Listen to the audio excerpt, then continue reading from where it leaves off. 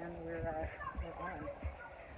So it's a gorgeous sunny afternoon. I'm taking the pup out for a stroll. We're just walking the grass because doggy's got leg issues, and the grass is better for you. So, riddle me this. I have 3 questions today, as per usual, and I want to get a little bit deeper into some of the concerns that I have that are driving these specific questions to be on my mind today. So my first question is, why does it seem like Trump is going back and forth for the last few months on how much control he has over the states and what they do, and the governors and the health departments in each of the states as well? I'm just curious, because the rhetoric seems to be really specific and timed, interestingly. For example, back in April, Trump was saying things like that he had ultimate power and that he could, at his own will and discretion, open the states and it wouldn't matter what the governors wanted to do about it. And then fairly immediately after that comment, he released 3 tweets in quick succession that said, liberate Minnesota. The second one said, liberate Michigan. And the third said, liberate Virginia and save your great Second Amendment. It is under siege. I think that it's interesting that the President of the United States, despite the way that he's already proven to be able to use Twitter to speak directly to his base, and what I mean by directly is, more specifically, he speaks in code to his base. So when he says something about the Second Amendment, to you it might be like, we're focusing on, to the layperson, to the person who's not a Trumpophobe or a Trump apologist, somebody who's kind of like able to see both sides and hold both sides in their head at the same time. For that person, when they see these tweets, they may be thinking it's just craziness, that he's just pulling a stunt, that he's childish. But if you look underneath it, when he says liberate and he says the Second Amendment, those are what we call, you might call them trigger words. It's like a dog whistle. It's specifically a code to his base that lets them know that there's something about those 2 concepts that they should be focusing on in regards to his relationship with the governors, is my inference from those tweets, the context there. But I don't know, Trump does a lot of crazy stuff, and he says a lot of crazy stuff, and I think that he says it in such a way to kind of have that be like the smokescreen. It just seems like it's crazy, so we don't look too much deeper into it, when in reality, like I said, there are people that he's communicating to, and those people know the message. They understand the message that he's passing on, and so, again, it's kind of in code. It's a little weird to me that Trump is going back and forth, and now it seems almost like he's trying to put himself in this position where he is making himself out to be the good guy, so that no matter what happens with COVID-19, whether there are tons and tons of deaths like were projected, or whether he gets to play the guy who got screwed and misrepresented information was told to him that wasn't true, that kind of thing. I don't know. Maddie's pooped. We've been walking for a minute. So I don't know. That's my first question, is essentially why. And I think here's the thing that I really, again, the concerning piece about this particular question for me is, if Trump is doing this, speaking in code to a certain segment of the population, in order to then also pass off a stunt on the rest of the population, then why is this guy our commander-in-chief? Why is this guy the one calling the shots? Why is this guy the one that we're all listening to, right? Like, we all know at the end of the day, we all know that that's what's happening, but why is that happening? We've allowed it to. We have allowed that to happen to ourselves. And at this point, it looks like we've got somebody who is the master of saying stuff that is going to fly under the radar for a lot of people. If you take what I just explained about this particular series of tweets and everything, and you kind of extrapolate that to his entire Twitter career, it's really not hard to see how this guy is really smart at his public relations, and he does a really good job of getting done what he needs to get done. Second question. Kind of similar along the same lines, but it's a little bit more large scale in terms of the parties at large. So the Democrat and Republican Party, if you guys are new to this concept, are really 2 sides of the exact same coin.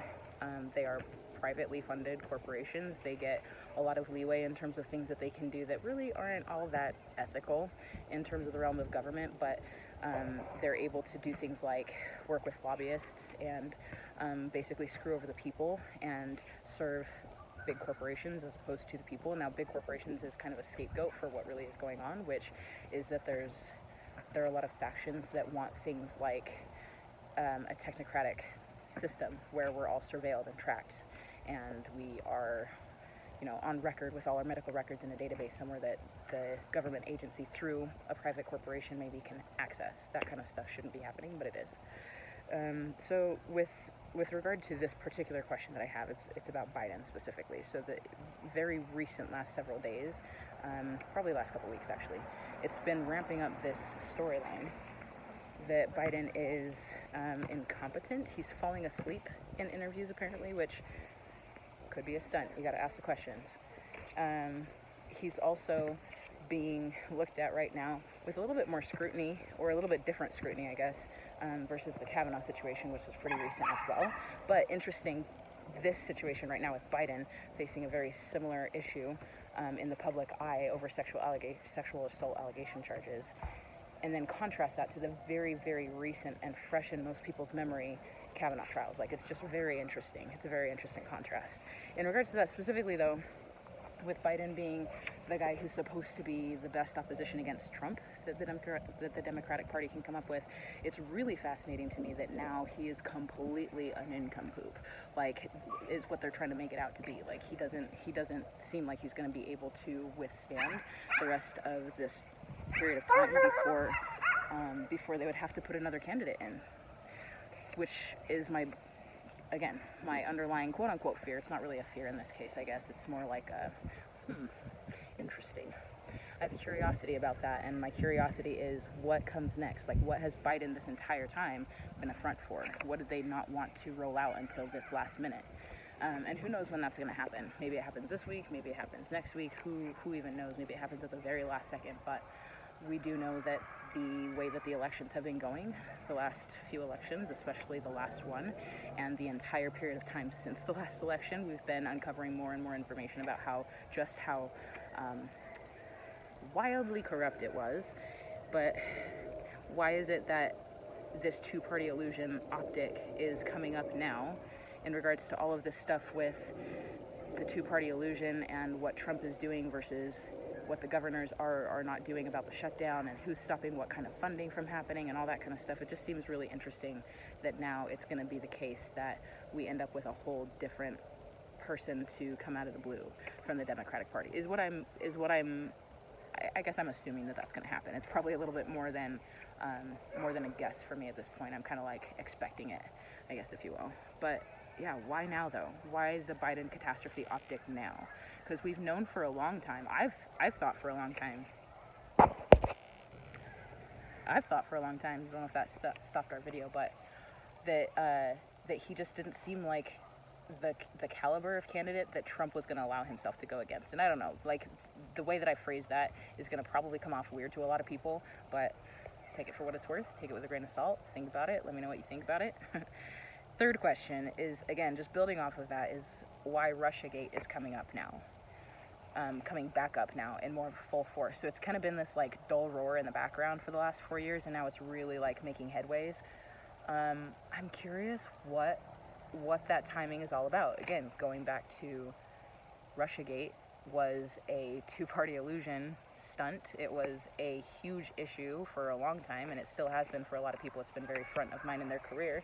And a lot of people have spent a lot of time coming up with some really interesting information about it and uncovering some fascinating detail along the way that is kind of secondary to the primary issue that they were researching in the first place. So it's like there's a lot of stuff happening that I'm very curious about the timing of, and with this specifically, because we're ramping up into the election, it's just interesting because we had Russiagate, which I kind of feel like looks like it was GOP plus Russia is Russiagate, and now they're maybe setting up to have Chinagate be DNC plus China.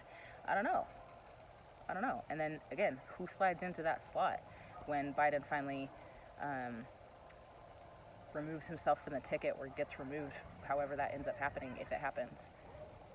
Who knows? But do you see where I'm going with this? I'm curious what your thoughts are. If you were to go along this rabbit hole and just take all of that and kind of run with it, where do you land on all of that? What pulls your curiosity?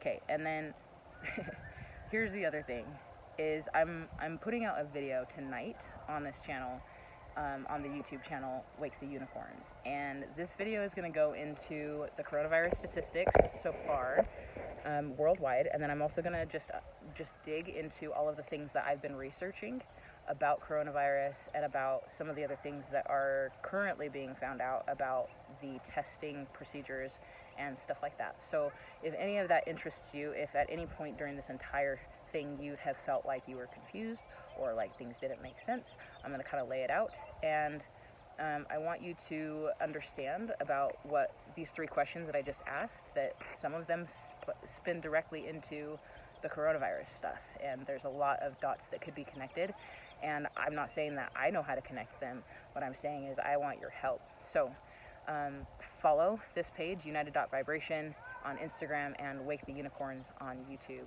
and then share it with someone. Ask someone some of these questions. If you know somebody who might have the answers, help us out, and then come back, comment below. We're kind of in this together, you guys. At this point in time, it's kind of reached this point. I read an article recently that really resonated with me, where David Brose, I believe it was, said that right now we've reached a point where we the people have our experts, and the government officials have their experts, and it is no longer the case that we should have any reason to trust their experts over ours, given the mass connection and information and connectivity that technology has given us. At this point, it's even the playing field such that there's no reason that we have anymore to be beholden to their explanations and their narratives, especially when they don't make sense. There's no reason that we shouldn't be questioning that, and I encourage you to do so. So get out there, wake the unicorns. Peace.